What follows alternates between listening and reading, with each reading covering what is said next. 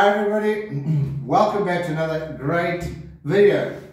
This time, game 13, the biggie, starting off the big guns, the big dogs in the pool.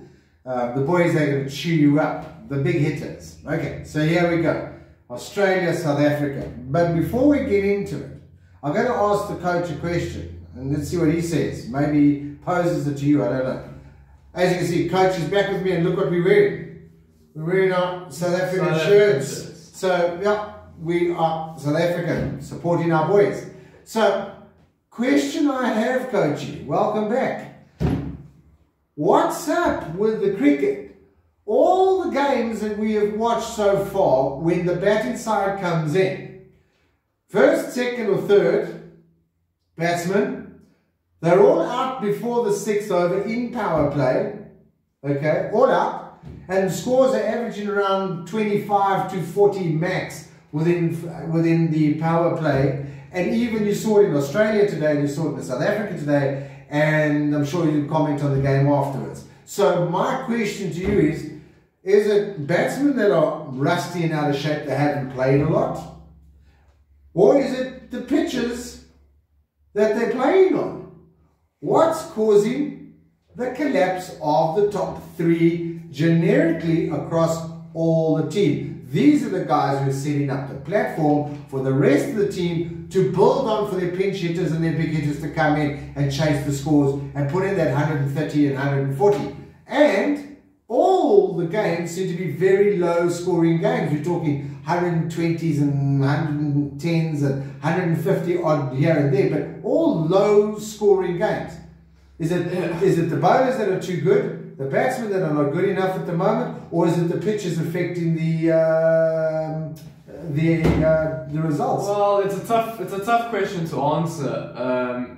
If I look at how the games are being played, yeah, the games are low-scoring games, but it seems like in every single game that they've played, there's something in the pitch that assists the bowlers, which is actually nice to see for a change, because we're so used to seeing wickets that only suit the batsman, nothing in it for the bowlers. So batsmen are able to get on top of the bowlers, score runs, but nowadays we're seeing that the bowlers are getting on top of the batsmen. So it's different to see, and I quite like it, but I don't know why. I mean, I think maybe the pitches are just slow, or maybe the batsmen are rusty, or it's pressure because it's a World Cup stage, or I've really got no idea. How about you guys answer this question for us down in the comments below? We'd love to see what you guys say, because this is now the 13th game that we've seen, low scoring games, and the pitch assisting the bowlers. So I don't know what's going on. Maybe the groundsman is a bit sneaky, or I don't know, but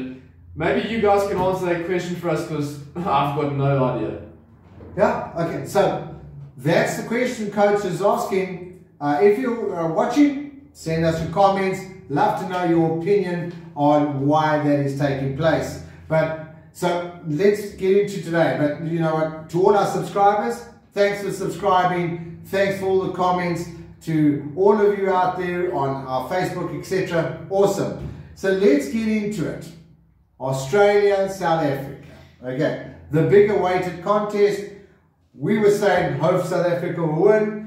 Heart of hearts, I thought maybe Australia's got too many guns, and let's see how it played out. So Australia decided they're going to bowl.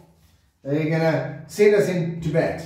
Okay, so in comes Mithcell Starc. So they're using Mithcell Starc, Maxwell, Josh Hazlewood, Pat Cummins, Zampa, and let's see how it looks how it goes. So Starkey comes in, we can see in his run-up, he's not comfortable, something's not right. Normally he sort of rips in and really bangs the ball in, but he was sort of jogging in, trotting in, he wasn't really... Just labouring. He was just labouring, yeah, you're right, he was just labouring a little bit, never mind that he's still putting the ball well over 140. So he started off a little expensive in his first half. I think it was like 11 runs or something like that. But towards the innings, as it went on, it looked like maybe he was a little rusty, but he wasn't quite in his rhythm. He still managed to do well and take 2 wickets, okay? So you look at Maxwell. Maxwell was genius to bring him on with a new ball and spin. Was genius, put us under pressure. And again, what I like with Josh, Pat and Zamp, these guys all had great line, great length. They went wicket to wicket. They didn't give the ball too much width. They were back of a length. The pitch was sitting up a little bit, so the batsman...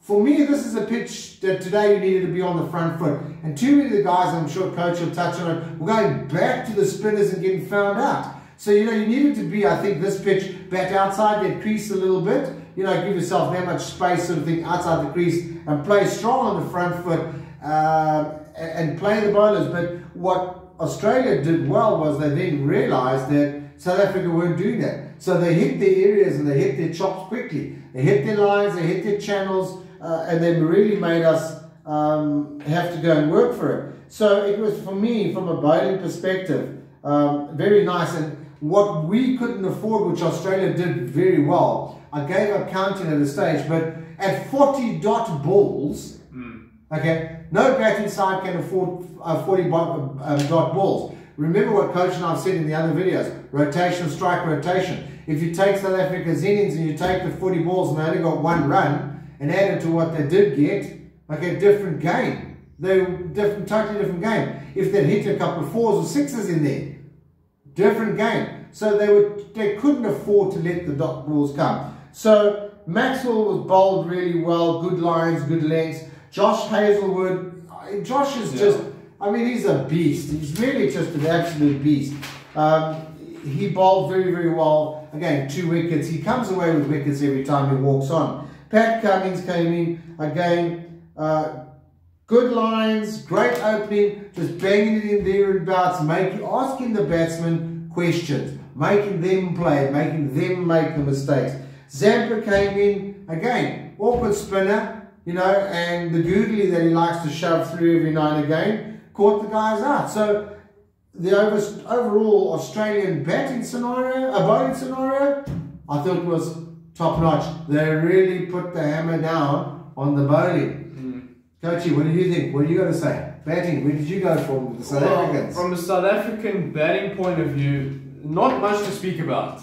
I mean, low scoring game yet again. Coach and I were expecting a high scoring game because they're 2 big, strong teams.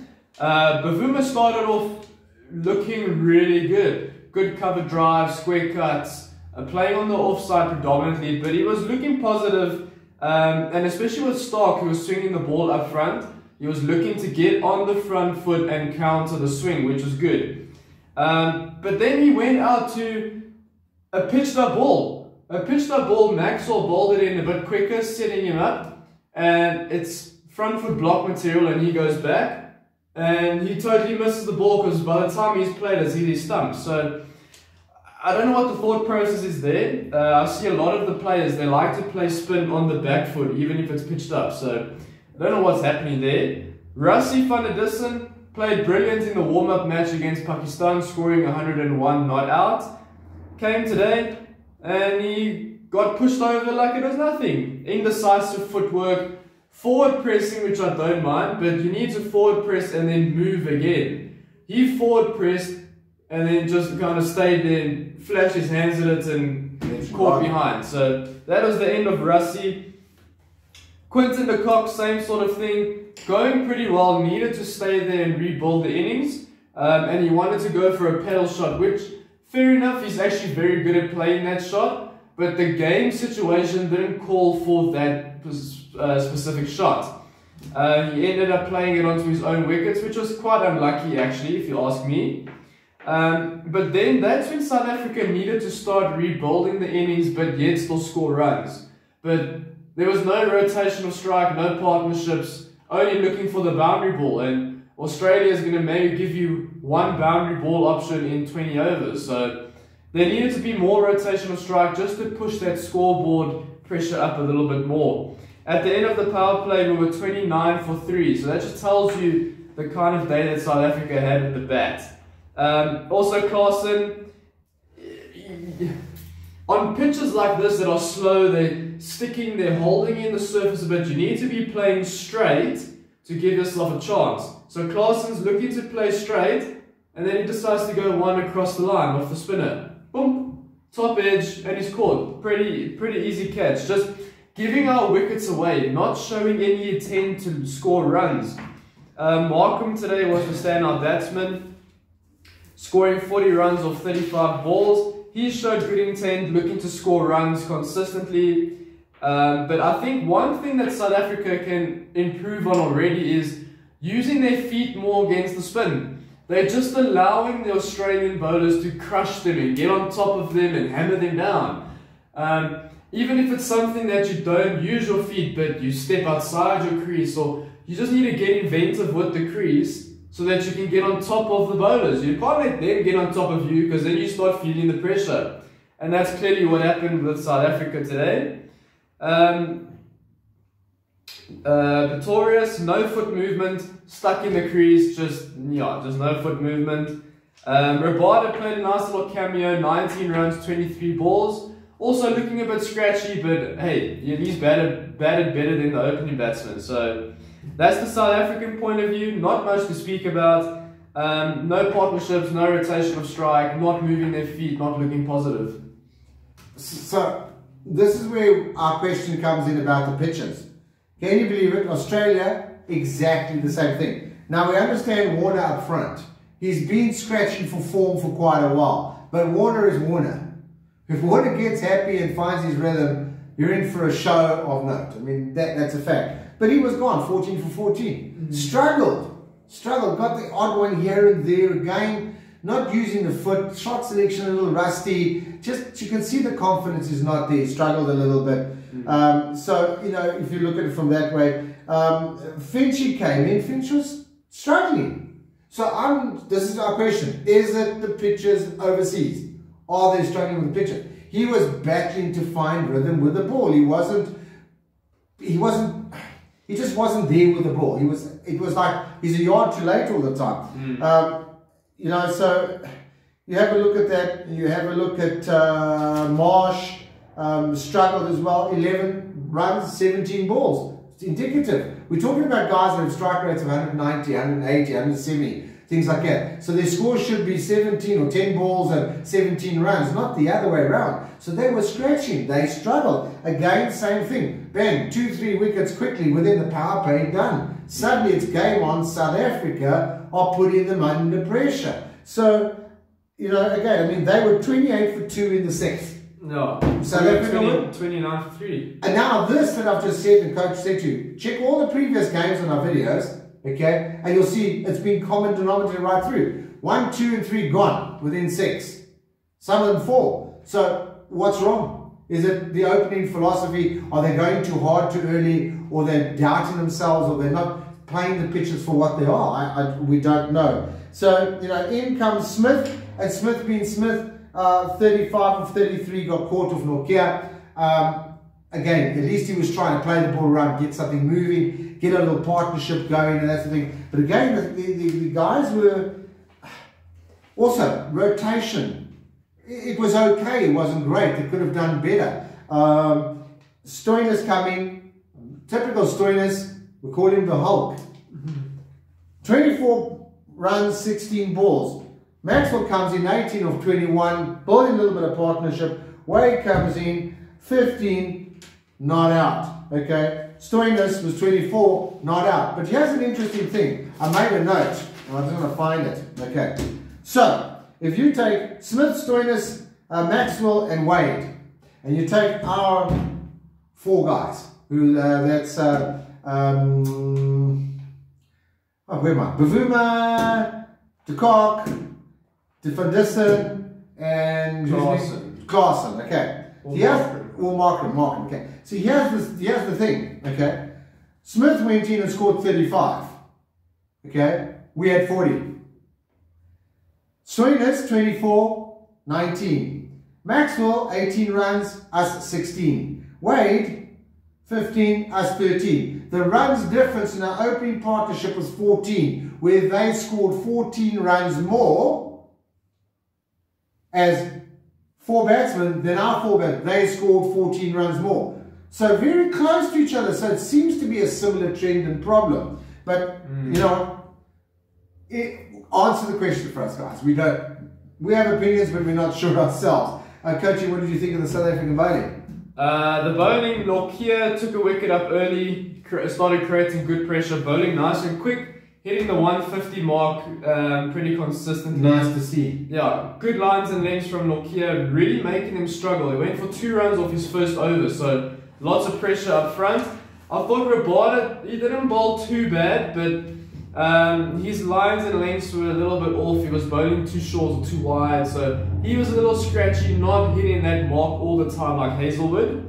Maharaj, he picked up a wicket through creating pressure. And yet again, I think the fielding was pretty good from the South Africans, cutting off the singles, making the Aussies have to work for the runs. But I think that the South African field placements could have been a little bit better towards the end.